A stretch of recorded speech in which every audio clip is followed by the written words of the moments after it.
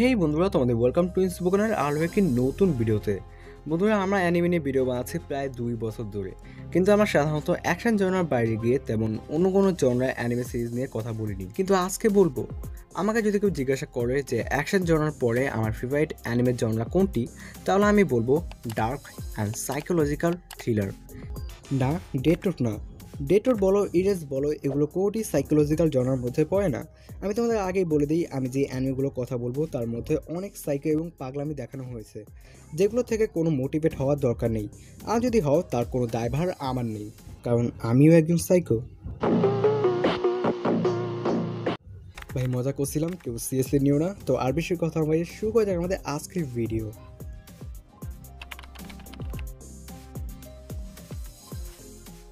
তো সবার প্রথমে রয়েছে 2020 সালে মোস্ট আন্ডাররেটেড অ্যানিমে আইডি ইনভ্যাডেড। যদি আমার অপিনিয়ন জানতে চাও, তাহলে আমি বলবো এটা আসলেই অনেক অ্যামেজিং এবং ঘুম হারাম করে দেওয়া একটি অ্যানিমে, বাট সবার জন্য নয়। এই অ্যানিমের মধ্যে একজন ডিটেকটিভ থাকে যে নিজের নামও ভুলে যাবে, কিন্তু কেসকে সলভ করেই ছাড়বে। আই থিঙ্ক তোমরা বুঝতে পারছো এটি কোন ক্যাটাগরির একটি অ্যানিমে। এই অ্যানিমে স্টোরি টেলিং এবং কনসেপ্টের জন্য এটি লিস্টে আসে।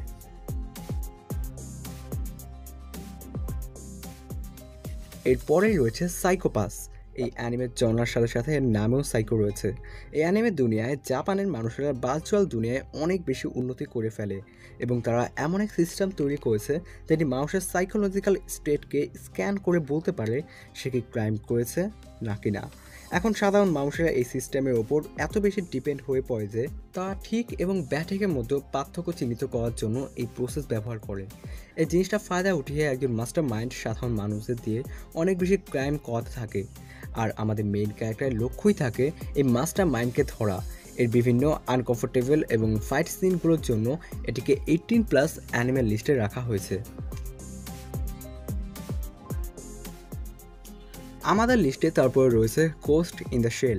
এই অ্যানিমের মধ্যে হিউম্যানস এমন একটা ইকোলজি ক্রিয়েট করে যা প্রায় 100% আর্টিফিশিয়াল ইন্টেলিজেন্স বা এআই ক্ষমতা সম্পন্ন রোবট তৈরি করতে পারে। আর সেই রোবটগুলো শক্তির দিক থেকে সাধারণ মানুষ থেকে অনেক বেশি শক্তিশালী। এর মধ্যে আমাদের মেইন ক্যারেক্টার তার নিজে আইডেন্টিফাই খুঁজে বের করার চেষ্টা করে যে সে কি হিউম্যান নাকি রোবট। মানে ব্যাপারটা অনেকটা এরকম যে তুমি আমি এই পৃথিবীতে বাস করছি, হঠাৎ মনে হলো আমরা কি আসলে হিউম্যান নাকি রোবট।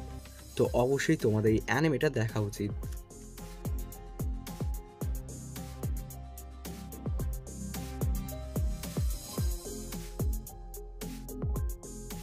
তারপর রয়েছে ব্লু লিটারেচার। এই অ্যানিমে সম্পর্কে আমি তোমাদের বেশি কিছু বলবো না। এই অ্যানিমেটি তোমরা অনেকে নিজের সাথে রিলেট করতে পারবে। এর মেন ক্যারেক্টার তার ছোটোবেলা থেকে প্রতিটি স্টেজে ডিপ্রেশনে ভুগতে থাকে। তারপর তার সাথে একজন ব্যক্তি দেখা হয় যে প্রায় তাকে বিভিন্ন অ্যাডভাইস দিত, যা থেকে আমাদের মেইন ক্যারেক্টার তার লাইফের ইম্পর্টেন্স আস্তে আস্তে বুঝতে পারে। কিন্তু সেই ব্যক্তির পাস্টে অনেক মিস্ট্রি লুকিয়ে আছে যা তোমার ধারণারও বাইরে।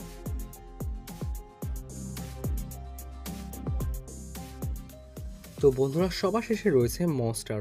এটি এমন একটি অ্যানিমে যার স্টোরি প্রতিটা প্লট থেকে শুরু করে এভরি সিঙ্গেল মোমেন্ট তোমাকে ভাবাবে।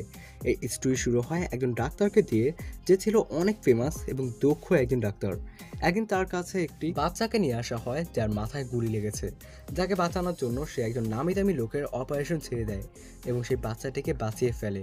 কিন্তু অন্যদিকে সেই নামি দামি লোকটি মারা যায়, যার কারণে সেই ডাক্তারের জব সুনাম সব চলে যায় এবং তার গার্লফ্রেন্ডও তাকে ছেড়ে চলে যায়। আজ এই বাচ্চাটিকে সে বাঁচায়, সে বড় হয়ে একজন সিরিয়াল কিলারে পরিণত হয়।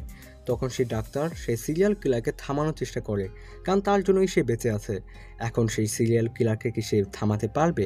তার জন্য দেখতে হবে মনস্টার। তো বন্ধুরা, এই আমাদের আজকের ভিডিওটি কেমন হয়েছে নিশ্চয়ই কমেন্টে জানিও। আর পরের ভিডিওটি কোন টপিক নিয়ে বানাবো তাও কমেন্টে জানিও। তো দেখাবো অন্য কোনো ভিডিওতে। এখনকার মতো বিদায়।